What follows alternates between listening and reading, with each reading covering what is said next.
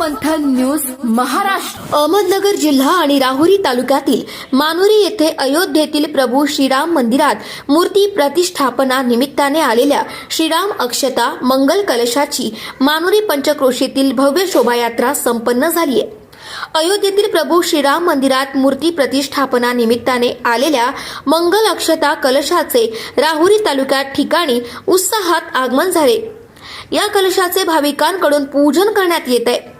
आज सकाळी हनुमान मंदिरासमोर कलशाची विधिवत पूजा करून गावामध्ये भव्य शोभायात्रा काढण्यात आली।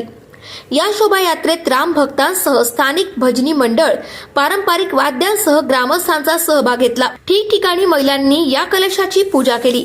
प्रसंगी टाकळी मिया उपखंडातील 24 गावांमध्ये राम भक्तांद्वारे अक्षता मंगल कलश देण्यात आलेले आहे। 28 डिसेंबर पर्यंत हा मंगल कलश विविध जाती समाजाच्या मंदिरामध्ये भाविकांना दर्शनासाठी ठेवला जाणार असल्याचे यावेळी सांगण्यात आले।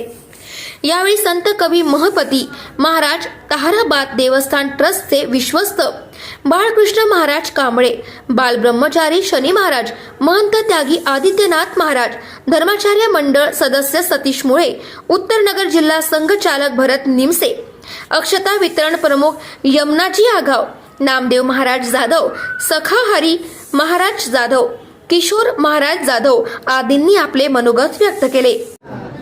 आज टाकळीमिया उपखंडातील भगवान श्रीरामचंद्र प्रभू प्राणप्रतिष्ठा मंगल अक्षता अभियान या ठिकाणी कलश आहेत।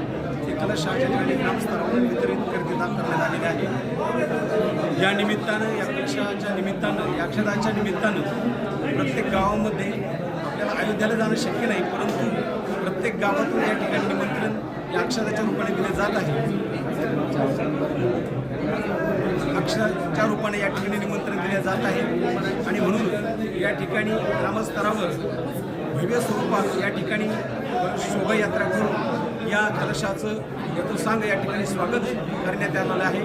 आणि आपण प्रभू रामचंद्राचा संदेश या ठिकाणी प्रत्येक गावागावातून प्रत्येक माणसाच्या विचारापर्यंत या ठिकाणी या शुभ कामना किंवा शुभमंगल अक्षताचं जे प्रयोजन आहे ते सर्वसामान्य स्तरापर्यंत पोहोचत आहे। खऱ्या अर्थानं सर्व गावाचं, ग्रामस्तरावरील सर्व लोकांचं या ठिकाणी योगदान या ठिकाणी लाभलेलं आहे आणि म्हणून या अक्षताच्या निमित्तानं आमचं भाग्य आहे तर प्रभू रामचंद्राच्या ज्या मंगल अक्षता कलश आहे ते गावापर्यंत पोहोचल्या आणि त्याचं आम्ही भव्यप्रमाणे त्या ठिकाणी स्वागत करत आहोत आणि आमचंही या ठिकाणी भाग्य आहे हे आम्हाला आमच्या हातून करायला मिळते। म्हणजे 400 वर्षानंतर प्रभू रामचंद्राचा वनवास संपून या ठिकाणी उद्याच्या 22 जानेवारीला त्या ठिकाणी रामचंद्र प्रभूची प्राणप्रतिष्ठा होऊ घातलेली आहे। त्याचं भव्य आम्ही या ठिकाणी स्वागत करतो। Sarvamanthan news Maharashtra, Rahuri, Ahmednagar. Subscribe now and press the bell icon. Never miss an update.